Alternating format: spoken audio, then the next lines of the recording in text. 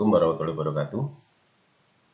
Bapak akan menjelaskan indikator 3.1.7 menguraikan manfaat perhitungan pendapatan nasional. Menguraikan manfaat perhitungan pendapatan nasional.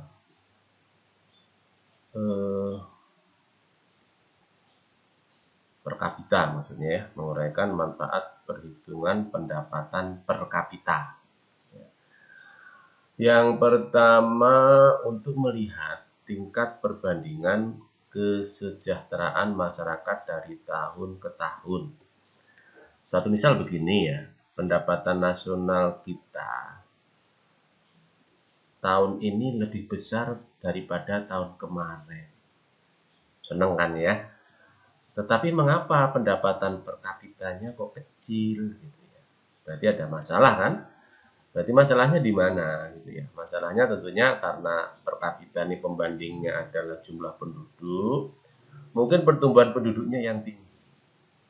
Jadi misalnya pertumbuhan pendapatan nasional itu dari tahun kemarin ke tahun ini itu 5%. Tapi pertumbuhan penduduknya 7%. Sehingga kenaikan pendapatan nasional itu tidak bermakna, kalau bahasanya itu tidak bermakna. Maka pemerintah selalu bagaimana pendapatan nasional itu naik, tapi pertumbuhan penduduk bisa dikendalikan di bawah pertumbuhan pendapatan nasional. Tentunya kalau ada yang tanya bagaimana cara mengendalikan jumlah penduduk itu dengan keluarga berencana misalnya. Tapi dari hasil penelitiannya ternyata bukan. Jadi penduduk itu bisa terkendalikan jumlahnya dengan meningkatkan tingkat pendidikan. Sehingga semakin tinggi tingkat pendidikan warga negara, ya termasuk kita ini, maka orang mulai berpikir gitu ya. Ternyata bahwa konsep banyak anak banyak rezeki itu juga nggak selamanya benar di era sekarang ini. Tentunya biar makmur, biar warga negara makmur, biar dalam satu keluarga itu anak-anaknya makmur, tentunya pendidikannya juga harus berkelanjutan sehingga pada suatu saat dia mampu untuk bersaing di dunia luar sana untuk merebut pekerjaan-pekerjaan yang diinginkan dengan penghasilan yang diharapkan. Nah, ke sana. Nah, itu pun akhirnya biaya pendidikan itu ternyata jauh mahal. Karena mahal, maka rata-rata keluarga sekarang dia berpikir kalau mau punya anak yang banyak. Seperti itulah konsepnya. Sehingga kalau ada pertanyaan bagaimana cara mengendalikan jumlah penduduk supaya per kapitanya tinggi, ya dengan pendidikan yang tinggi. Sehingga semakin tinggi pendidikan, maka orang semakin memanage hidupnya supaya hidupnya itu sukses. Sukses untuk satu keluarga tentunya. Berikutnya bahwa manfaat pendapatan per kapita itu sebagai data perbandingan tingkat kesejahteraan suatu negara dengan negara lain. Sehingga salah satu indikator negara itu dikatakan miskin, dikatakan berkembang, dikatakan maju, dikatakan makmur dan sebagainya sampai jenjang yang tertinggi, itu yang dilihat adalah pendapatan per kapita. Tapi mengapa kalau pendapatan per kapita tinggi kok nggak selalu dikatakan negara adidaya kayak Amerika Serikat? Sekarang Cina, contoh Tiongkok ya. Tiongkok itu termasuk negara maju. Coba kita lihat Tiongkok penduduknya berapa. Ya kan? Bisa jadi sana pendapatan per kapitanya tinggi dengan penduduk sebanyak itu. Pendapatan per kapitanya tinggi, luar biasa. Jadi berapa pendapatan nasionalnya? Pertanyaan berikutnya, berarti di sana hampir usia produktif itu semuanya bekerja. Semua dia punya penghasilan dari barang dan jasa yang dia hasilkan di negara itu. Apakah dia bekerja di sektor industri, apakah dia punya lapangan usaha sendiri. Itu contoh. Brunei Darussalam itu per kapitanya tinggi, tapi tidak pernah disebut bahwa Brunei itu termasuk negara yang patut diperhitungkan dalam dunia ekonomi. Enggak.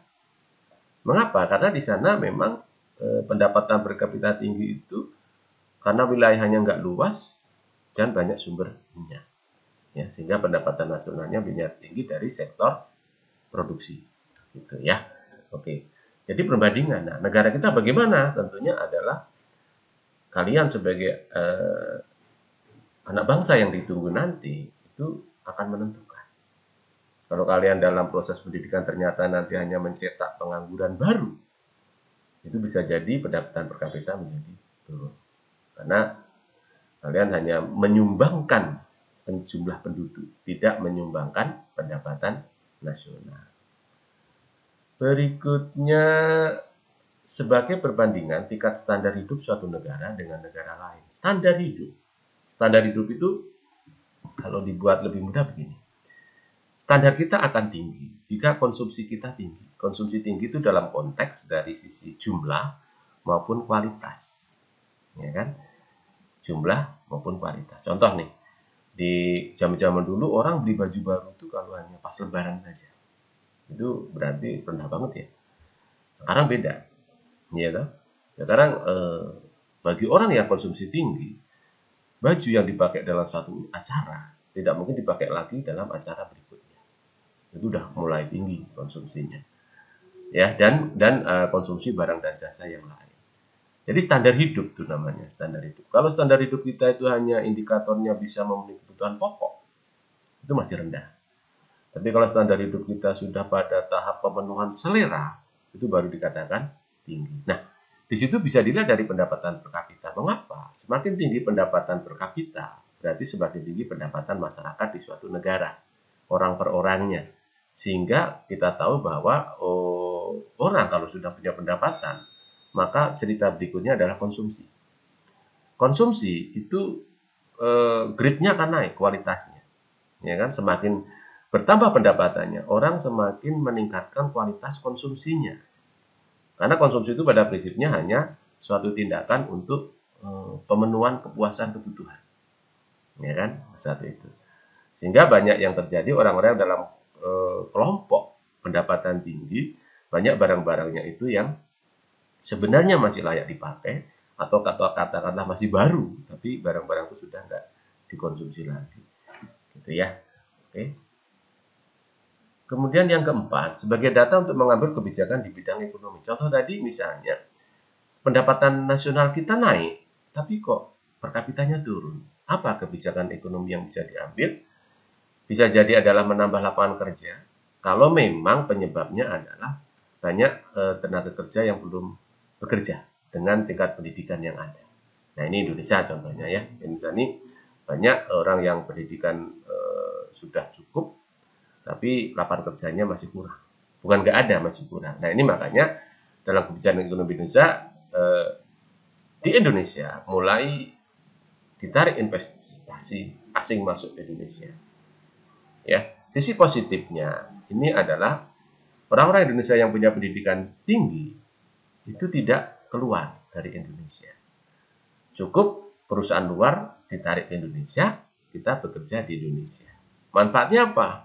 Karena dengan kita bekerja di Indonesia, maka pendapatan kita ini dapat menyumbangkan sisi pendapatan nasional.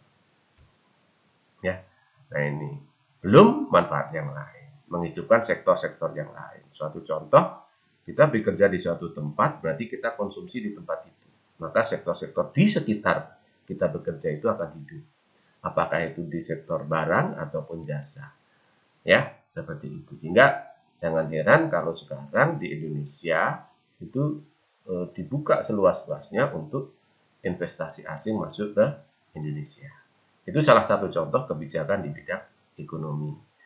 Jadi itu dalam rangka bagaimana pendapatan per kapita itu meningkat. Ya.